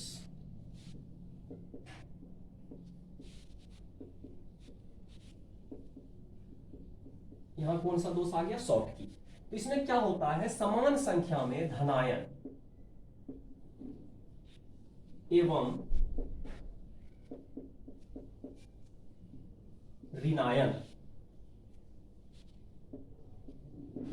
अपना स्थान छोड़कर अपना स्थान छोड़कर बाहर चला जाता है। तो इसमें क्या हुआ, जो अपना स्थान छोड़ा तो बाहर ही निकल गया, अंदर में तो है नहीं, बाहर चला गया है। तो इस तरह का दोष को हम लोग किस नाम से जानेंगे, शॉर्टकी दोष के नाम से जानेंगे। शॉर्टकी दोष तभी बोलना है जब धनायन और ऋणायन समान संख्या में अपना स्थान छोड़ के कहां चला जाए, बाहर चला जाए। चलिए इसको देख लेते हैं कैसे होता है। मान लीजिए यहां कोई है, यहां a प्लस है, b माइनस है, a प्लस है, b माइनस, यहां पर b minus, a plus, b minus, यहां पर आ जाएगा a plus, b minus, a plus, यहां आ जाएगा b minus, a plus, b minus, a plus, b minus, a plus. एक ठोस है जिसमें कोई दोष नहीं था, लेकिन अब दोष आएगा। इसमें बोला है समान संख्या में धनायन और ऋणायन बाहर निकल जाए। तो मान लीजिए एक यहां से a प्लस चला गया बाहर, यहां से b माइनस बाहर चला गया, समान संख्या में जाना, तो यहां खाली स्थान आ जाएगा। यहां से भी बाहर गया है तो यहां भी खाली स्थान आ जाएगा, तो खाली स्थान आ गया, रिक्त स्थान आ गया। इसमें बाहर ही चला गया है, तो बाहर जब चला गया तो ऑटोमेटिक से कोई दिक्कत नहीं है, बाहर चला गया, बाहर निकल गया। ज्यादातर क्वेश्चन तो यहीं से आता है, बाहर निकल गया। तो जब इसमें पूछा जाए क्या क्या गुण हो सकता है इसका, अगर गुण को देखने का कोशिश करिएगा, इसका मेन इंपॉर्टेंट गुण क्या क्या हो सकता है, चलिए देखते हैं। इसका गुण हो सकता है, पहला घनत्व घटेगा, घनत्व कम हो जाएगा। पहला, बाहर निकला है, समन्वय संख्या ज्यादा है। तो यहां पर आपसे अगर पूछा जाए कि समन्वय संख्या कितना होगा, तो समन्वय संख्या ज्यादा है। आकार क्या होगा, आकार असमान होगा। इस तरह करके आप इसमें आसानी से बोल सकते हैं कि आकार अगर असमान हो तो क्या करेंगे। इसके बाद इसका उदाहरण है, उदाहरण क्या हो सकता है, उदाहरण अगर देखिएगा तो उदाहरण इसका हो सकता है NaCl,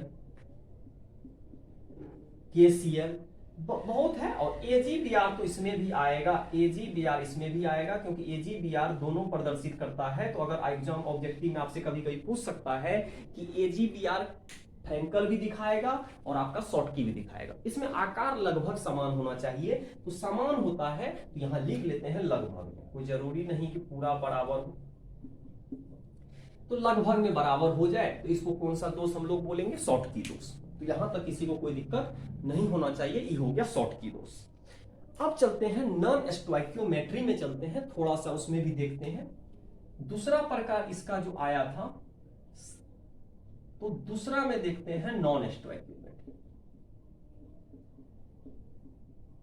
तो यहां से हम लोगों को देखना है नॉन स्टोइकियोमेट्री। अब हम लोगों को यहां से पता करना है कि नॉन स्टोइकियोमेट्री क्या होता है। तो इसमें संख्या असमान हो, संख्या का अनुपात असमान, बराबर नहीं हो, मतलब a प्लस बराबर नहीं हो b माइनस, मतलब धनायन और ऋणायन बराबर नहीं हो जाए, इस तरह का कोई भी चीज आ जाए नॉन स्टोइकियोमेट्री कहलाएगा। लेकिन ऑटोमेटिक सा बात है, अगर नॉन स्टोइकियोमेट्री कहलाएगा तो हम लोगों को बस देखना है कैसा हो सकता है। तो दो इंपॉर्टेंट इसका प्रकार है, एक होता है धातु अधिकता दोष या धातु अधिक दोष, एक जो होता है इसका कौन सा होता है, धातु अधिक दोष होता है। और दूसरा जो इसका इंपॉर्टेंट होता है धातु न्यूनता दोष, दूसरा इसका होता है धातु न्यूनता दोष। तो एक हो गया धातु अधिक दोष हो गया और एक हो गया धातु न्यूनता दोष। धातु अधिक हो सकता है और धातु न्यूनता हो सकता है। देखेंगे अब बात आया धातु अधिक है तो कैसे जाएगा।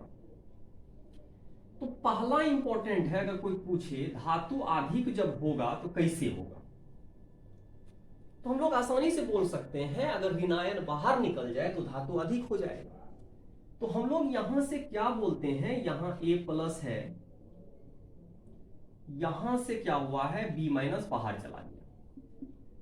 तो यहां क्या होता है B माइनस, यहां पर आपका B माइनस आ जाएगा और यहां पर आ जाएगा A प्लस। हुआ है क्या, धातु अधिक दोष बनाना था, हम लोग यहां से क्या कर दिए हैं, एक ऋणायन को बाहर कर दिए। तो ऋणायन जब बाहर गया तो वहां पर क्या हुआ, एक इलेक्ट्रॉन उपस्थित हो गया। क्यों हुआ, क्योंकि उदासीन बनाए रखना था, प्लस प्लस, एक प्लस ऊपर एक प्लस नीचे है, तो हम लोगों को क्या करना था, इसको हम लोगों को उदासीन बना के, हम पहला ही शर्त लिखा दिया उदासीन होना चाहिए, उदासीन था इसलिए एक इलेक्ट्रॉन यहां आ गया। इसको हम लोग जानते हैं एफ केंद्र। इसको हम लोग किसके नाम से जानते हैं, एफ केंद्र के नाम से जानते हैं, एक ही हो गया। दूसरा ऐसा हो सकता है कि अगर कोई चीज हो, यहां पर A प्लस हो, यहां पर आपका B माइनस है, यहां पर B माइनस है और यहां पर A प्लस, धातु अधिकता है तो बाहर से कोई A प्लस आ जाए, तो यहां पर एक बाहर से कोई A प्लस आ गया। लेकिन समस्या क्या है, इसमें निकला है तो उसको एफ केंद्र बोले, इसमें अंदर आया है A प्लस, एक्स्ट्रा आ चुका है, लेकिन प्लस जब आया है उसके साथ एक इलेक्ट्रॉन भी आना होगा, क्योंकि उदासीन बनाए रखने के लिए प्लस प्लस, यहाँ B माइनस, यहाँ B माइनस है। तो इस तरह दो प्रकार से हम लोग धातु को क्या कर सकते हैं, बढ़ा सकते हैं। एक प्रकार धातु न्यूनता दोष है, इसमें तो एक ही प्रकार से काम चलेगा, धातु न्यूनता है तो धातु को हम लोग बाहर कर देंगे। हम लोग इसमें क्या करते हैं, यहां से मान लीजिए यहां पर A था, कोई होगा, यहां पर B माइनस है, यहां पर आपका क्या है A प्लस है और यहां B माइनस है, धातु अधिकता है, तो यहां पर आपका आ जाएगा B माइनस, यहां है A प्लस, यहां से एक प्लस बाहर गया है। हमको धातु न्यूनता करना, धातु को घटाना है, तो धातु घट रहा है, तो यहां तो रिक्त स्थान आया। लेकिन हम फिर बोले थे अगर उदासीन करना हो, किसी भी क्रिस्टल को उदासीन करना हो, तो इसमें क्या होता है, ये अपना ऑक्सीकरण अवस्था को बढ़ा लेता है। मतलब ऑक्सीकरण अवस्था, धनायन इसमें क्या करता है, धनायन ऑक्सीकरण अवस्था को बढ़ा लेता है। इसमें ऑक्सीकरण अवस्था को क्या कर लिया, बढ़ा लेगा। तो इस पे जो प्लस था, अब इस पे प्लस कितना देना होगा, 2 प्लस, क्योंकि उदासीन रखना है तो माइनस, यहाँ 2, यहाँ 1 प्लस निकल गया, इसीलिए अपना ऑक्सीकरण अवस्था बढ़ा लिया। इस तरह का उदाहरण दो प्रकार से, धातु अधिक में या तो ऋणायन बाहर चला जाए, तो ऋणायन जब बाहर जाता है उदासीन रखने के लिए अपने आप को इलेक्ट्रॉन यहाँ एक एक्स्ट्रा आ जाता है, उसको हम लोग किस नाम से जानते हैं, एफ केंद्र के नाम से जानते हैं। या तो कोई धनायन अंदर आ जाए तब भी धातु अधिक हो जाएगा, लेकिन जब धनायन अंदर आएगा तो उसके साथ इलेक्ट्रॉन भी लाना होगा क्योंकि उदासीन रहना है। इस प्रकार करके हम लोग नॉन स्टोइकियोमेट्री को देख सकते हैं। एक लास्ट प्रकार चलते हैं और हम लोग देखेंगे, इसके बाद हम लोग का पूरा रिवीजन हो जाएगा। तो अब नेक्स्ट हम लोग चलते हैं इसके बाद जैसे ही हम लोग आगे बढ़ेंगे,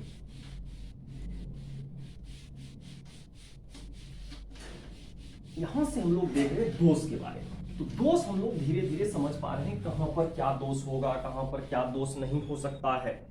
अब हम लोग चलते हैं अशुद्धता। अब लास्ट है, कौन सा दोष है, अशुद्धता। ये भी एक प्रकार का दोष ही है, अशुद्धता है, अशुद्ध चीज है। इसमें करते क्या है, आसानी से समझते हैं, इसमें कर क्या सकते हैं। इसमें होता क्या है, NaCl में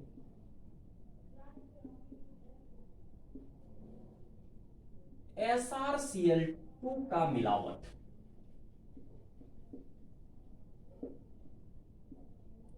अगर मिलावट कर दिया जाए, SrCl2 का मिलावट कर दिया जाए, तब क्या घटना हो सकता है, देखते हैं।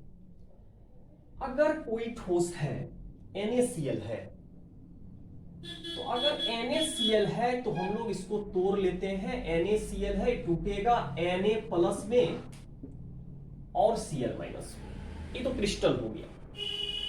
और अगर आप मिला जिसको रहे हैं SrCl2 को, इसको भी तोड़ लीजिए, तो इसको तोड़िएगा Sr2 प्लस और यहां आ जाएगा 2 मोल Cl अशुद्धता है। तो मिलावट जो करेंगे, अशुद्ध जो बनाना है, किसके कारण होगा? इसके कारण तो होगा नहीं, क्योंकि दोनों तो सेम ही है। तो इसको मिला भी दीजिएगा तो कोई फायदा होने वाला है। तो मेरा मेन मकसद क्या होना चाहिए कि जो मिला रहे हैं, किसको मिलाने से ज्यादा फायदा होगा? तो इसको मिलाने से कोई फायदा नहीं होगा, यहां पर जाएगा। लेकिन दोनों में क्या लफड़ा है देखिएगा ध्यान से। इस पे प्लस है 1, इस पे प्लस है 2, और हमको कोई भी चीज करिए उदासीन जरूर होना चाहिए। तो यहां मान लेते हैं यहां एक ठोस है, यहां पर मान लीजिए आपका Na प्लस है, यहां पर Cl माइनस है, यहां पर Na प्लस है, फिर यहां पर आ जाएगा Cl माइनस, यहां पर आ जाएगा Na प्लस, यहां पर आ जाएगा Cl माइनस, यहां आ जाएगा Na प्लस, यहां आ जाएगा Cl माइनस, यहां आ जाएगा Na प्लस। इसको थोड़ा और बढ़ा लेते हैं, यहां आ जाएगा Cl माइनस, यहां आ जाएगा Na प्लस, यहां आ जाएगा Cl माइनस, यहां कर लीजिए Cl माइनस है, यहां पर आपका Na प्लस है, यहां पर आपका Cl माइनस है, यहां पर आपका Na प्लस। अब ध्यान से देखते हैं इसमें क्या हो सकता है। मिलावट जो कर रहे हैं, अगर ध्यान से देखिएगा तो मिलावट तो इसी चीज का होगा। तो कहीं से गायब होगा, कहीं से यहां से NaCl बाहर चला गया, यहां से NaCl बाहर आया, इसके जगह पे कौन आ गया है? Sr2 plus. लफड़ा क्या है? जो आया है उस पे ऑक्सीकरण अवस्था 2 है, उदासीन तो होगा नहीं क्योंकि प्लस बढ़ गया। इसका मतलब है एक NaC प्लस को कहीं और से और निकालना होगा। तो यहां कौन स्थान आ जाएगा? रिक्त स्थान। तो यहां पर आ जाएगा कौन सा स्थान? रिक्त स्थान। इसी को हम लोग बोलते हैं अशुद्धता। जब भी अशुद्धता करिएगा, डिफरेंट चीज मिलाइएगा, तो जब भी अशुद्धता आएगा उसमें रिक्त स्थान कन्फर्म आएगा। क्यों रिक्त स्थान आया? क्योंकि एक स्थान पे Na का तो जला गया, लेकिन क्या हुआ, हम जब धनायन ऋणायन को बराबर करने का कोशिश किए तो प्लस ज्यादा हो गया, तो प्लस को कम करने के लिए प्लस और निकाल दिए। जहां से प्लस निकाला वहां तो Cr आया नहीं, Sr आया नहीं, तो इसका मतलब है वहां कौन सा स्थान आ जाएगा? रिक्त स्थान। इस तरह करके हम लोग देख लिए दोष क्या होता है, दोष कितना प्रकार का होता है, बिंदु दोष क्या होता है, रेखीय दोष क्या होता है, इस प्रकार हम लोग देखें। अब आगे बढ़ते हैं, अब चलते हैं नेक्स्ट पॉइंट पे। अब कौन सा गुण पढ़ना है? विद्युतीय गुण। अब आपको यहां से पढ़ना है कौन सा गुण? विद्युतीय गुण। इसको बोलते हैं इलेक्ट्रिकल प्रॉपर्टीज। इसको क्या बोलते हैं? Electrical properties. इसको हम लोग किसके नाम से जानते हैं? इलेक्ट्रिकल प्रॉपर्टीज के नाम से जानते हैं। अब इसको देखते हैं क्या हो सकता है। चलिए ध्यान से देखते हैं, इसके बारे में सोचते हैं क्या हो सकता है। तो विद्युतीय गुण है, तो इसमें हमको क्या करते हैं? चालकता के आधार पर,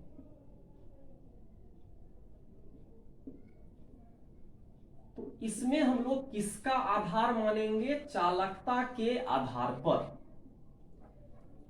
चालकता एक रेंज होता है, परास होता है, परास का मतलब रेंज, उसी के आधार पे हम लोग बांटेंगे। तो होता क्या है, इसको हम लोग 3 प्रकार से बांटते हैं। एक होता है सुचालक, एक होता है कुचालक, एक होता है अर्धचालक। एक होता है सुचालक, एक होता है कुचालक और एक होता है अर्धचालक विद्युतीय गुण में। अब ध्यान से क्या देखना है, ये जो गुण आया है किसके आधार पर आया है? चालकता के आधार पर मान है। तो इसमें जो चालकता होगा, चालकता जो होगा 10 पर पावर 4 से लेके 10 पर पावर 7 प्रति ओम। प्रति मीटर होगा। अगर किसी का चालकता इतना में आ रहा है, बहुत ज्यादा आ रहा है, धनात्मक है, तो ऑटोमेटिक सा बात है बहुत ज्यादा बढ़िया होगा, इससे आराम से आप विद्युत धारा प्रवाहित कर सकते हो क्योंकि धनात्मक है। इसमें जो परास आएगा 10 पर पावर -10 से लेके 10 पर पावर -20 प्रति ओम प्रति मीटर होगा। एक कुचालक हो गया, उसका थोड़ा धनात्मक अर्धचालक है, आधा अधूरा आदमी है, तो इसका हो जाएगा 10 पर पावर -6 से लेके 10 पर पावर 4 प्रति ओम प्रति मीटर। एक अर्धचालक हो गया, एक सुचालक हो गया, एक कुचालक हो गया और एक अर्धचालक हो गया। बड़ा इंपॉर्टेंट है। अर्धचालक के बारे में तो देखेंगे, कुचालक के बारे में पढ़ना नहीं है। इसका खास बात क्या होता है, इसमें जो विद्युत धारा होता है,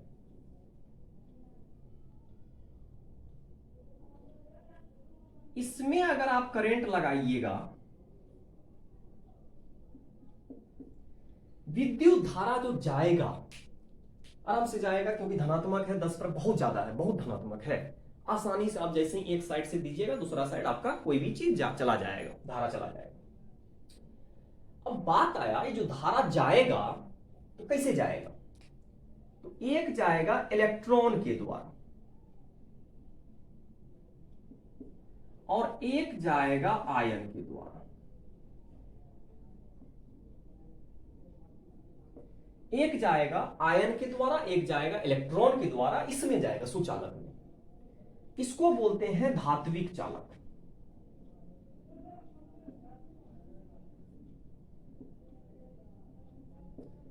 इसको बोलते हैं विद्युत अपघटन।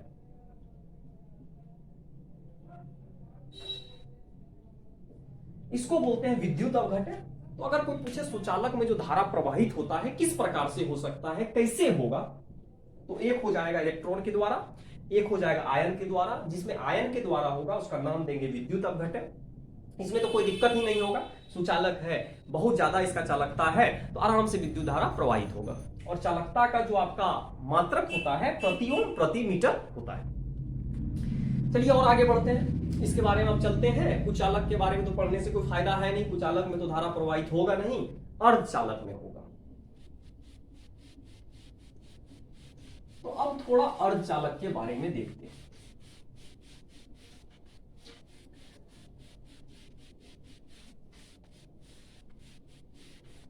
तो अगर अर्धचालक के बारे में देखिएगा तो अर्धचालक जो होता है इसके बारे में देखते हैं। अगर कोई अर्धचालक है,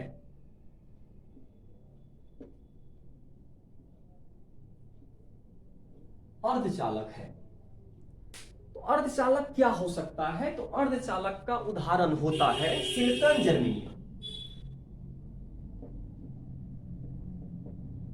इसका उदाहरण कौन होता है, एक होता है सिलिकॉन, एक होता है जर्मेनियम। सिलिकॉन और जर्मेनियम इसका उदाहरण होता है अर्धचालक। तो अगर यहां ये शुद्ध है, अगर ये शुद्ध है, पूरा का पूरा आपका क्या है, शुद्ध है, तो इसको बोलते हैं आंतर अर्धचालक। इसका नाम क्या होगा, आंतर अर्धचालक। इसका अगर अशुद्ध है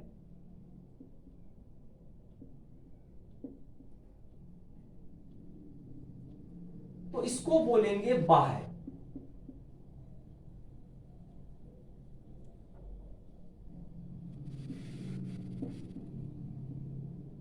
इसको बोलेंगे बाह्य अर्धचालक। तो बाह्य अर्धचालक कब बोलना है, जब अशुद्ध हो जाए। तो अशुद्ध कैसे होगा देखते हैं। सिलिकॉन या जर्मेनियम में आप 15 वर्ग को मिला दें, या सिलिकॉन या जर्मेनियम में 13वां वर्ग को मिला दें, क्योंकि जो वर्ग है इसका वर्ग जो होता है 14वां वर्ग होता है। तो 15वां वर्ग को जब मिलाइएगा, ये अशुद्ध करने का जो विधि होगा ये जो विधि है इसी को अपमिश्रण बोलेंगे। यहां भी जो विधि है इसको हम लोग क्या बोलेंगे? अपमिश्रण बोलेंगे। मतलब मिलाना, तिरमहा बर्को सिलिकॉन में आप मिला रहे हैं, अपमिश्रण कहलाएगा। अपमिश्रण उधर भी बोलेंगे, सिलिकॉन जर्मेनियम में 15वां मिला रहे हैं तब भी अपमिश्रण होगा। इसको बोलते हैं एन प्रकार, एन टाइप्स, और इसको बोलते हैं पी प्रकार।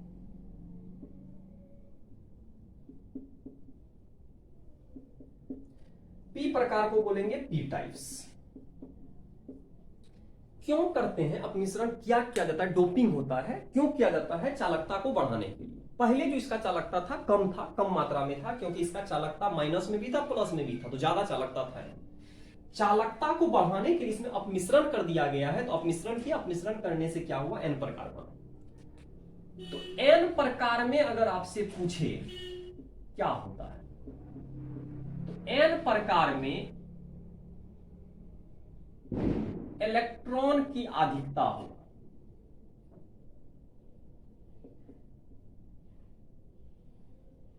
अगर इलेक्ट्रॉन अधिक हो गया तो एन प्रकार बोलिएगा।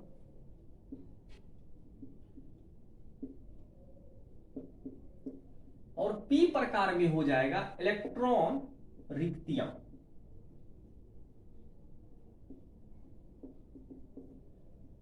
की अधिकता। तो अगर इलेक्ट्रॉन रिक्तियां की अधिकता ज्यादा हो गया तो उसको पी प्रकार बोलना है। अगर इलेक्ट्रॉन की अधिकता ज्यादा हो गया तो उसको एन प्रकार बोलना है। इस प्रकार हम लोग बाह्य अर्धचालक, अंतर अर्धचालक किसे बोलते हैं, तो हम लोग इस प्रकार से इसको कर सकते हैं। एक तो ये हो गया।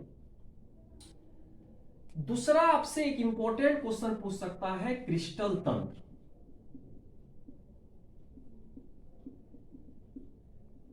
ये होता है 7 प्रकार। किसके आधार पे? अक्षीय कोण एवं अक्षीय लंबाई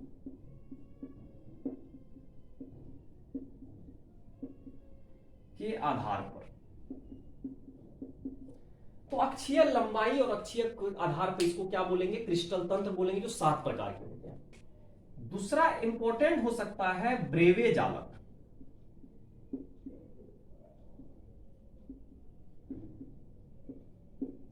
एक ऑब्जेक्टिव ये हो सकता है 14 प्रकार का। इसमें ज्यादातर 14 प्रकार जो होगा इसमें आएगा एससीसी, एफसीसी, बीसीसी, ईसीसी, यही सब आता है इसमें। तो एक हो गया क्रिस्टल तंत्र 7 प्रकार का। ब्रेवे जालक कितना प्रकार का होगा? 14 प्रकार का। इस प्रकार हम लोग ठोस का जो था उसका रिवीजन कर रहे थे, क्विक रिवीजन कर रहे थे। इस पूरा का पूरा जो वीडियो लेक्चर है इसमें हम लोग क्रिस्टल जो भी ठोस अवस्था था उसका हम लोग शॉर्ट में जितना भी जानकारी हो सकता था उसको लेने का कोशिश किए। ठीक है, वीडियो को देखिएगा, फायदा उठाने की कोशिश करिएगा और दोस्तों के साथ शेयर भी करना है, सब्सक्राइब भी करना है। ठीक है, थैंक यू।